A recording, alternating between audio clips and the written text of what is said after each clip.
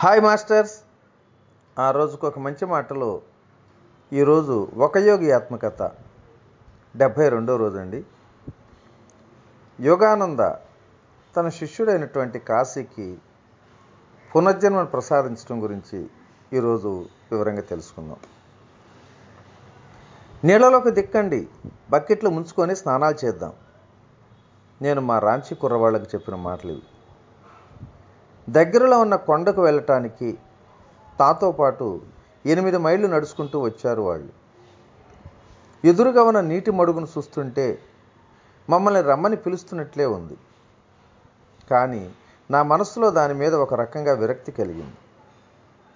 చాలామంది పిల్లలు బకెట్లు ముంచుకోవటం మొదలెట్టారు. కానీ కొందరు కుర్రవాళ్ళు చల్లటి నీళ్లు కలిగిస్తున్న వ్యామోహానికి ఆనందిస్తూ మునుగుతున్నారు.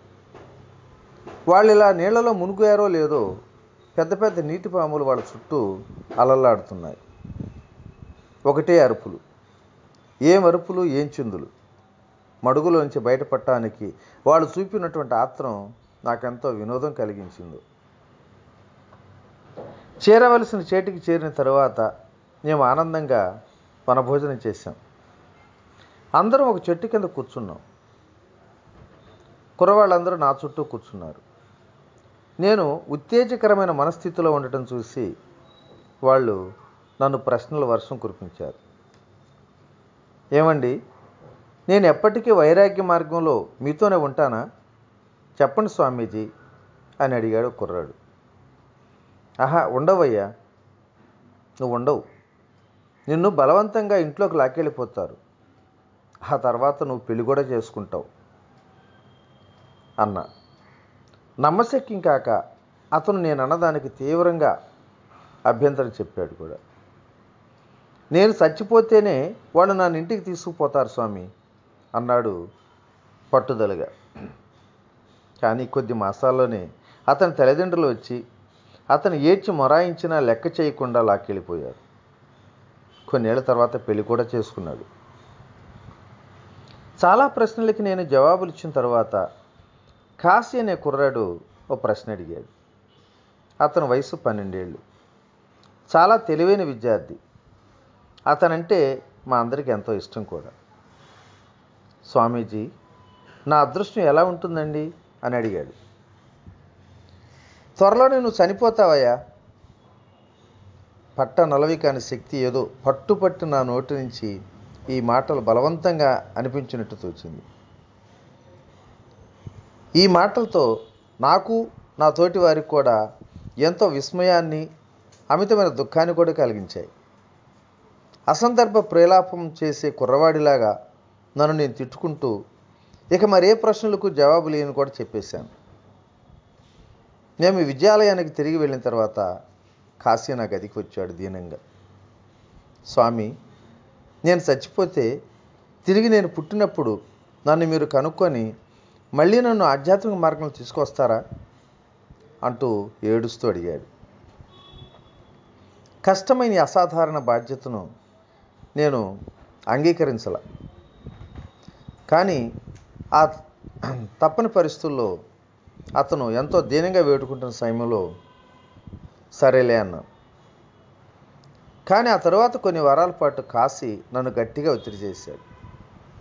అతను ఆశ నెరవేరుదేమో అని అధైర్యపడటం చూసి ఇంకా తప్పని పరిస్థితుల్లో చివరికి అతన్ని ఓదార్చాను. పరమాత్ముడు గనక నాకు సహాయపడితే నేను కనుక్కోవటానికి తప్పకుండా ప్రయత్నం చేస్తానయ్యా అని మాటిచ్చాను. వేసంగి సెలవుల్లో నేను చిన్న ప్రయాణం మీద బయలుదేరాను.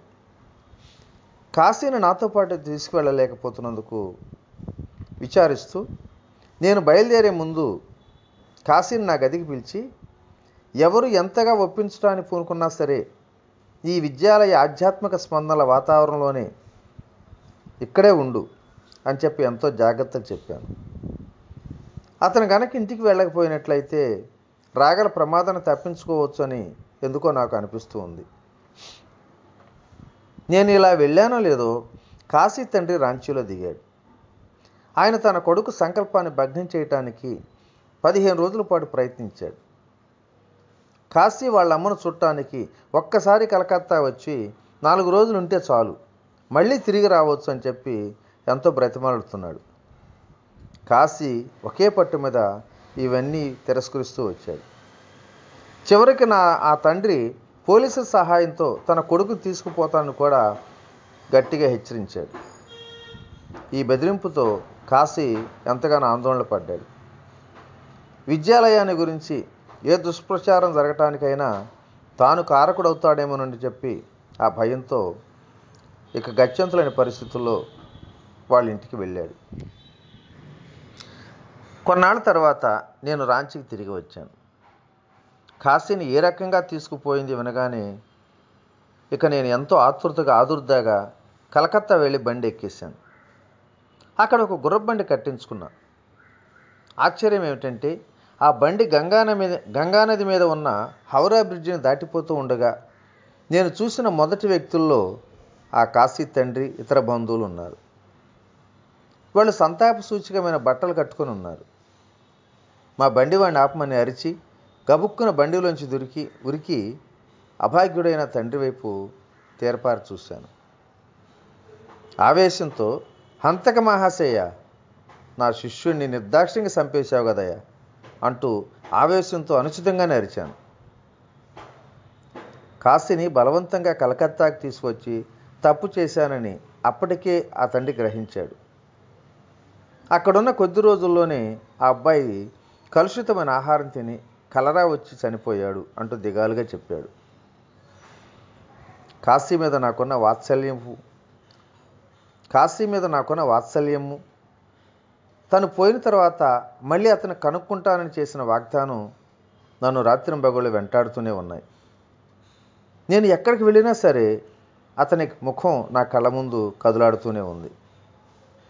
పోయిన మా అమ్మ కోసం చాలా కాలం క్రిందట ఎలా అన్వేషించానో అలాగే అతని కోసం కూడా చిరస్మరణమైనటువంటి అన్వేషణ మొదలుపెట్టాను.